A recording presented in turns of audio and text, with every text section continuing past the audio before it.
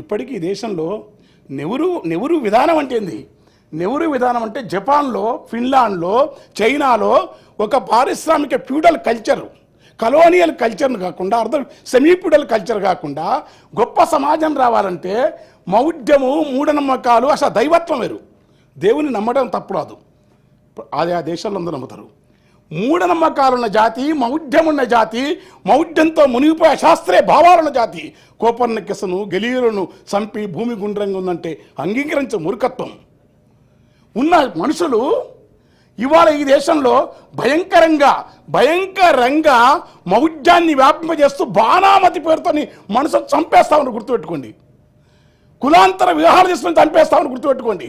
కానీ ఇట్లా చంపుతున్నప్పుడు తెలిసి కూడా ఈ మూఢనమ్మకాలను సాంస్కృతిక రంగంలో వీటిని నివారించాలి. దైవము మతాన్ని ప్రచారం చేసుకోవడం కేసీఆర్ గారు కూడా చేసిన కాదనం. కానీ నెహ్రూ వారసులు కదా.